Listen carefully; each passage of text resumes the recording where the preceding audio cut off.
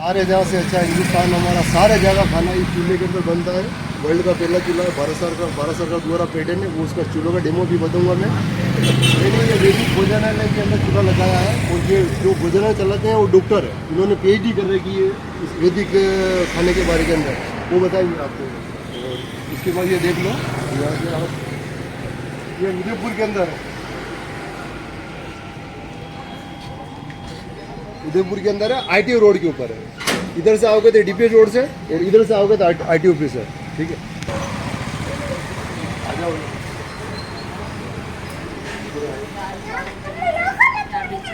अब मैं आपको ये बता देता हूँ, ये जो क्या है कि इनकी किचन के अंदर जो चंपल क्या है, इनके चंपल किचन वाले चंपल है, लेके जा सकते हैं, हम क्या नहीं जा सकते हैं। ये अपना पूरा थोड़ा लगा हुआ सेटअप लगा हुआ है। और ये देखो अभी रोटी बना रहे हैं इस तरह से, और बाटी बन रही है, रोटी बन रही है। और ये चूल्हा पूरा मैंने डिजाइन किया हुआ है। बहुत बड़ी होटल है उदयपुर की, इन्होंने लकड़ी डाल रखी है। ठीक है, शानदार पूरा इस रेस्टोरेंट के अंदर ऑर्गेनिक खाना मिलता है यहाँ पे। ये उदयपुर के अंदर है, ITO ऑफिस रोड के ऊपर। वैसे से पूछो खाने के बारे में और ये चूल्हे के बारे में। सारा देसी खाना मिलता है यहाँ, गेहूँ की, मक्की की, बाजरे की रोटी। हम बाटी हम चूल्हे में बनाते हैं, मिनिमम 15-20 मिनट में बाटी बन जाती है। रोटी भी चूल्हे पे बनती है, सारी चीज़ चूल्हे पे बनती है हमारे। ये हमारे डॉक्टर साहब हैं, ऑर्गेनाइज के पूरे अपने ड्यूटी कर रखी है।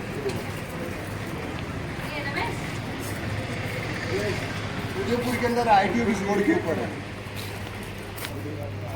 यहाँ पर अपने बैठने के लिए भारतीय प्राचीन परंपरा के आधार पे 7 ऋषियों की झोपड़ियाँ बना रखी है, जिसमें अलग अलग ऋषियों के नाम के आधार पे यहाँ पे बैठने की व्यवस्था आप देख सकते हैं। इस प्रकार मुड्डे, जहाँ पे पत्तल धुलने में खाना परोसा जाता है, मिट्टी के बर्तनों का प्रयोग किया जाता है।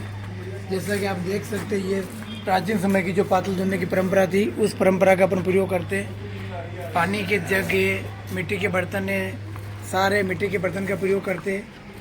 इस प्रकार यहाँ पे जो भी कस्टमर आते हैं उसके लिए अपन देसी जो भी खाना बनता है, मक्की, रोटी, ज्वार, जौ, बाजरा, उन सब का प्रयोग करते हैं।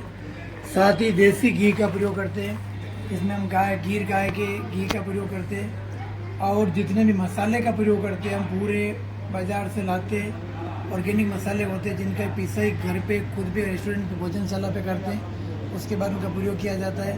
जितने भी मसाले, मिर्च है, हल्द है, अपने अजवाइन है, सौंफ है, जीरा है, धनिया है, सारे साबुत ला करके यहाँ पे पिसाई करते हैं। गुड़ भी ऑर्गेनिक का काम में लिया जाता है। जितना भी ऑयल यूज़ किया जाता है, गाड़ी का तेल निकाल के यहाँ पे प्रयोग किया जाता है। घी का जो भी प्रयोग करते हैं वो भी गिर गायों का या देसी गायों का प्रयोग करते हैं। अलग से अपन किसी प्रकार के ऐसे केमिकल या अन्य तत्वों का प्रयोग इस भोजनशाला में नहीं करते हैं। इसीलिए इस भोजनशाला का नाम वैदिक भोजनशाला के नाम पर रखा गया। आपने वीडियो में आगे देखा होगा, यहाँ पे चूल्हे पे खाना बनाया जाता है, मिट्टी की केलड़ियों का प्रयोग करके भोजन पकाया जाता है। गेहूँ, आटे, मक्की है, जो ज्वार, बाजरा, जितने भी अनाज का प्रयोग करते हैं वो भी पूरी तरह से ऑर्गेनिक अनाज का प्रयोग किया जाता है, जिसमें भोजन करने के बाद में आनंद की अनुभूति होती है। शरीर में किसी प्रकार के नुकसान की संभावना नहीं होती है। आप भी यदि एक बार इसी प्रकार के देसी भोजन का स्वाद लेना चाहते हैं तो आप उदयपुर का न्यू RTO ऑफिस से ऐश्वर्या कॉलेज जाते हुए DPS की तरफ जो 60 फीट रोड निकलता है, वहाँ पर अपना एक वैदिक भोजनशाला का शुभारंभ किया गया है। आप भी यदि प्राचीन भोजन का आनंद लेना चाहते हैं तो एक बार इस भोजनशाला पर अवश्य पधारें और इस देसी भोजन का आनंद लेवें। जैसा कि आप यहाँ पे देख सकते हैं कि कौन सी धातु के बर्तन में भोजन खाने से या कौन सी धातु के बर्तन में भोजन पकाने से भोजन के कौन कौन से कंटेंट या कौन कौन से तत्व प्राप्त होते हैं। यहाँ पर और भी सभी प्रकार की जो ऋतुएँ होती है, वर्षा ऋतु, ग्रीष्म ऋतु, शरद ऋतु में किस प्रकार के भोजन तत्वों का प्रयोग करना चाहिए, कौन कौन से तत्व अपने को काम में लेना चाहिए, किन किन तत्वों को काम में नहीं लेना चाहिए, उन सभी तत्वों का प्रयोग यहाँ पे किया गया है। और मैंने वैदिक कृषि और ऑर्गेनिक जो भी फार्मिंग की जाती है उसी पर शोध विषय PhD डॉक्टरेट कर रखी है।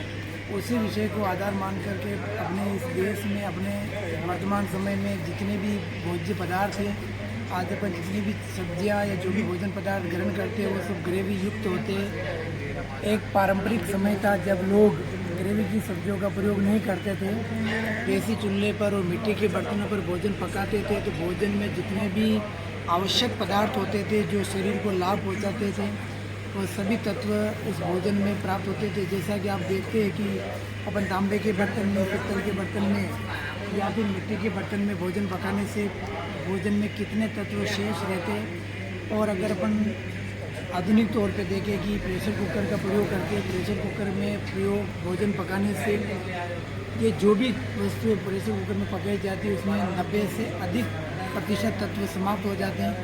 शरीर को फ़ायदा पहुंचाने वाले या शरीर को लाभ पहुंचाने वाले जो तत्व होते हैं वो 10 से 15% तक ही शेष रहते हैं। इसीलिए प्राचीन समय के लोग जो मिट्टी के बर्तन में खाना पकाते थे वो चूल्हे पर पकाते थे और मिट्टी के बर्तन का प्रयोग करते थे, तो वो शारीरिक दृष्टि से और मानसिक दृष्टि से पूर्णतः या परिपक्व हुआ करते थे। कालांतर में धीरे धीरे भारत में पाश्चात्य संस्कृति का प्रवेश हुआ और अब शीघ्र भोजन पकाने के दौर में अपन भी चल पड़े, तो जल्दी से जल्दी भोजन पकाने के लिए अपन आधुनिक उपकरणों का प्रयोग करते हैं, जिससे भोजन में मिलने वाले या भोजन से प्राप्त होने वाले जो तत्व होते हैं वो अधिक मात्रा में समाप्त हो जाते थे। अपन ने भारतीय संस्कृति की बात करते हैं तो प्राचीन समय में लोग मिट्टी के बर्तन का या तांबे के बर्तनों का या पित्तल के बर्तनों का या कांसे के बर्तनों का प्रयोग करते थे, तो लोग भोजन में अधिक से अधिक तत्व की प्राप्ति करते थे जो शरीर को अधिक से अधिक फायदा पहुंचाने का काम करते थे। वो पूरी भारतीय परंपरा जो प्राचीन समय में अपने हिंदुस्तान में या भारत देश में चलती थी उस पूरी परंपरा का प्रयोग किया है।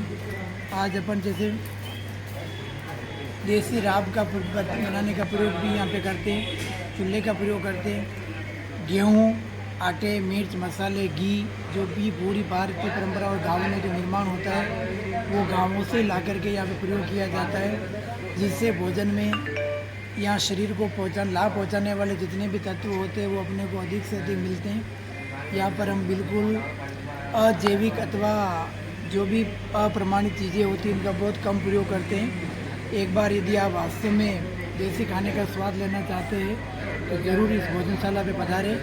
आपका स्वागत है, अभिनंदन है।